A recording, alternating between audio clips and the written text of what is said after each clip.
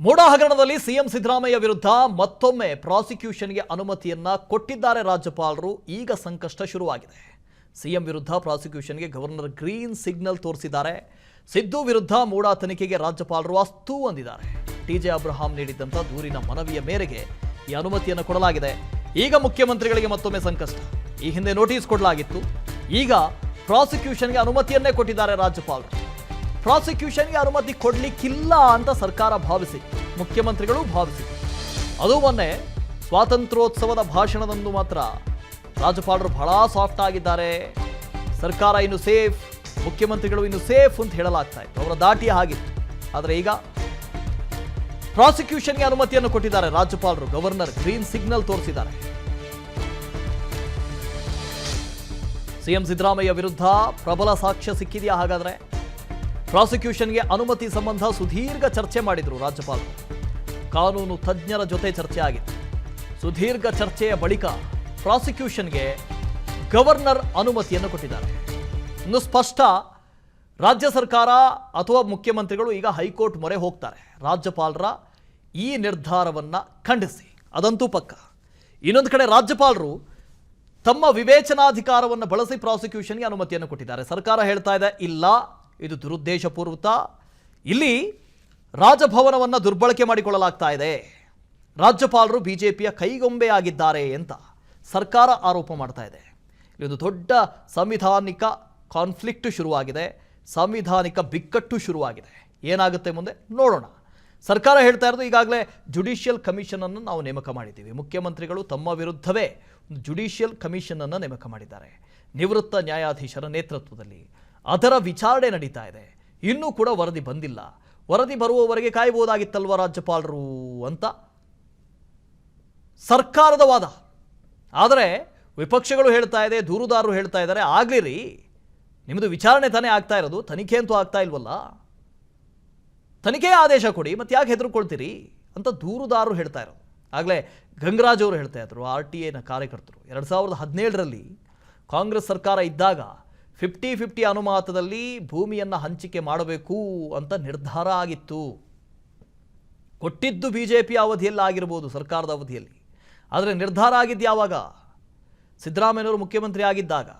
ಈ ಹಿಂದೆ ಜನಾಂದೋಲನ ಸಭೆಯಲ್ಲಿ ಸ್ಪಷ್ಟವಾಗಿ ಸಿದ್ದರಾಮಯ್ಯನವರು ಹೇಳ್ತಾ ಇದ್ರು, ಇದಕ್ಕೂ ನನಗೂ ಸಂಬಂಧನೇ ಇಲ್ಲ, ಇದು ನನ್ನ ವಿರುದ್ಧ ಷಡ್ಯಂತ್ರ ಅಂತ. ಈಗ ಪ್ರಾಸಿಕ್ಯೂಷನ್ಗೆ ಅನುಮತಿ ಸಿಕ್ಕಿದೆ. ಮಾರುತಿ ಇದ್ರ ಬಗ್ಗೆ ಹೆಚ್ಚಿನ ಡೀಟೇಲ್ಸ್ ಅನ್ನು ಕೊಡ್ತಾ ಹೋಗ್ತಾರೆ. ಮಾರುತಿ, ಅಂತೂ ಇಂತೂ ಸಿದ್ದರಾಮಯ್ಯನವರ ವಿರುದ್ಧ ಪ್ರಾಸಿಕ್ಯೂಷನ್ಗೆ ಅನುಮತಿಯನ್ನು ರಾಜ್ಯಪಾಲರು ಕೊಟ್ಟಿದ್ದಾರೆ. ಮುಂದೆ ಸಿದ್ದರಾಮಯ್ಯನವರ ಮುಂದೆ ಇರುವಂಥ ದಾರಿಗಳು ಯಾವುದು, ಜೊತೆಗೆ ಇನ್ನು ಮುಂದೆ ಕಾನೂನಾತ್ಮಕ ಹೋರಾಟ ಹೇಗೆ ನಡೀಬಹುದು ಅಂತ?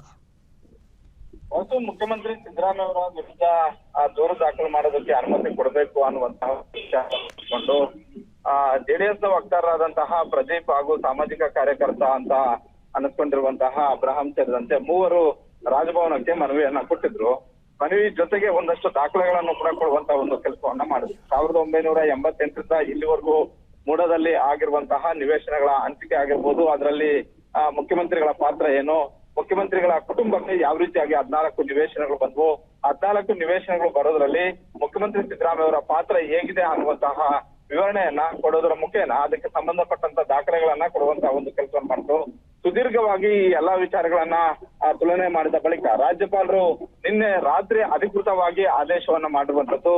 3 ಅರ್ಜಿಗಳನ್ನ ಸ್ವೀಕಾರ ಮಾಡಿ ಮೂವರು ಕೂಡ ಖಾಸಗಿ ದೂರು ದಾಖಲು ಮಾಡೋದಕ್ಕೆ ಅನುಮತಿಯನ್ನ ಕೊಟ್ಟಿದ್ದಾರೆ. ಪ್ರಾಸಿಕ್ಯೂಷನ್ ಅನ್ನೋದನ್ನ ಬಹಳಷ್ಟು ಹೆಚ್ಚು ನಾವು ಚರ್ಚೆ ಮಾಡುವ ಅಗತ್ಯ ಇಲ್ಲ. ಯಾಕಂತ ಹೇಳಿದ್ರೆ ಮುಖ್ಯಮಂತ್ರಿಗಳ ವಿರುದ್ಧ ನೇರವಾಗಿ ಏಕಾಏಕಿ ದೂರು ದಾಖಲು ಮಾಡೋದಕ್ಕೂ ಮೊದಲು ಅವ್ರ ವಿರುದ್ಧ ದೂರು ದಾಖಲು ಮಾಡ್ತಾ ಇದ್ವಿ, ಅವ್ರ ವಿರುದ್ಧ ಇಂತ ಒಂದು ಆರೋಪ ಬಂದಿದೆ, ಅದಕ್ಕೆ ಸಂಬಂಧಪಟ್ಟಂತೆ ಇಂತ ಒಂದು ದಾಖಲೆಗಳಿದಾವೆ, ಹೀಗಾಗಿ ಅವ್ರ ವಿರುದ್ಧ ನಮಗೆ ದೂರು ದಾಖಲು ಮಾಡೋದಕ್ಕೆ ಅನುಮತಿಯನ್ನ ಕೊಡಿ ಅನ್ನುವಂತ ಒಂದು ಕೇಳುವ ಪ್ರಕ್ರಿಯೆ ಒಂದು ಪ್ರಾಸಿಕ್ಯೂಷನ್ ಅಂತ. ಹೀಗಾಗಿ ಈಗ ರಾಜ್ಯಪಾಲರು ಅಂತಿಮವಾಗಿ ನಿರ್ಧಾರವನ್ನ ತೆಗೆದುಕೊಂಡಿರೋದ್ರಿಂದ ಬಹುತೇಕ ಇದನ್ನ ಲೋಕಾಯುಕ್ತ ಇಲ್ಲವೇ ಜನಪ್ರತಿನಿಧಿಗಳ ನ್ಯಾಯಾಲಯದಲ್ಲಿ ದೂರು ದಾಖಲು ಮಾಡೋದಕ್ಕೆ ದೂರುದಾರರು ಮೂವರು ಕೂಡ ಮುಂದಾಗ್ಬೋದು. ಒಟ್ಟಾರೆ ಮುಖ್ಯಮಂತ್ರಿ ಸಿದ್ದರಾಮಯ್ಯ ಅವರಿಗೆ ಇಷ್ಟು ದಿನಗಳ ಕಾಲ ಇದನ್ನ ಕೊಡ್ತಾರೋ ಇಲ್ವೋ ಅನ್ನುವಂತಹ ಒಂದು ವಿಚಾರದಲ್ಲಿ ಚರ್ಚೆಯಲ್ಲಿದ್ರು. ಜೊತೆಗೆ ಇದು ಪ್ರಾಸಿಕ್ಯೂಷನ್ಗೆ ಕೊಡುವಂತಹ ಒಂದು ಪ್ರಕರಣ ಅಲ್ಲ ಅನ್ನುವಂಥದ್ದನ್ನ ಪದೇ ಪದೇ ಹೇಳುವಂತಹ ಒಂದು ಕೆಲಸ ಕಾಂಗ್ರೆಸ್ ನಾಯಕರು ಮಾಡ್ತಾ ಇದ್ರು. ಈಗ ಅಧಿಕೃತವಾಗಿ ದೂರುದಾರರು ಕೊಟ್ಟಿರೋದ್ರಿಂದ ಸಿದ್ದರಾಮಯ್ಯ ಅವರ ಮುಂದೆ ಅಧಿಕೃತವಾಗಿ ರಾಜ್ಯಪಾಲರು ಅನುಮತಿಯನ್ನ ಕೊಟ್ಟಿರೋದ್ರಿಂದ ದೂರುದಾರರು ಸಹಜವಾಗಿ 3 ಖಾಸಗಿ ದೂರುಗಳನ್ನ ದಾಖಲು ಮಾಡ್ತಾರೆ. ಇದನ್ನ ಪ್ರಾಸಿಕ್ಯೂಷನ್ಗೆ ಕೊಟ್ಟಿರೋದನ್ನ ಪ್ರಶ್ನೆ ಮಾಡಿ ಸಹಜವಾಗಿ ಮುಖ್ಯಮಂತ್ರಿ ಸಿದ್ದರಾಮಯ್ಯ ಅವರು ಹೈಕೋರ್ಟ್ಗೆ ರಿಟ್ ಅರ್ಜಿಯನ್ನ ಸಲ್ಲಿಸುವಂತ ಒಂದು ಸಾಧ್ಯತೆ ಇದೆ. ರಾಜ್ಯಪಾಲರ ನಡೆಯನ್ನ ಪ್ರಶ್ನೆ ಮಾಡಿ ಮೊದಲನೇದಾಗಿ ಹೈಕೋರ್ಟ್ ಅಲ್ಲಿ ಪ್ರಶ್ನೆಯನ್ನ ಮಾಡಬಹುದು. ಸಹಜವಾಗಿ 2011ರಲ್ಲಿ ಯಡಿಯೂರಪ್ಪ ಅವರು ಯಾವ ರೀತಿಯಾಗಿ ಕಾನೂನಾತ್ಮಕವಾದಂತಹ ಒಂದು ಹೋರಾಟವನ್ನ ಮಾಡಿ ಅಂದಿನ ರಾಜ್ಯಪಾಲರು ಕೊಟ್ಟಂತಹ ಒಂದು ಆದೇಶವನ್ನ ಪ್ರಶ್ನೆ ಮಾಡಿದ್ರು. ಇವತ್ತು ಕೂಡ ಸಿದ್ದರಾಮಯ್ಯ ಅವರು ಅದೇ ಸ್ಥಾನದಲ್ಲಿದ್ದಾರೆ, ಅದೇ ರೀತಿಯಾಗಿ ಪ್ರಶ್ನೆ ಮಾಡ್ತಾರೆ. ಹೈಕೋರ್ಟ್ ಅಲ್ಲಿ ಒಂದು ವೇಳೆ ತಾತ್ಕಾಲಿಕ ತಡೆಯಾಜ್ಞೆ ಸಿಕ್ಕಿದೆ ಆದ್ರೆ ಸಿದ್ದರಾಮಯ್ಯ ಅವರಿಗೆ ಒಂದಷ್ಟು ಸಂಕಷ್ಟದಿಂದ ಪಾರಾಗಬಹುದು.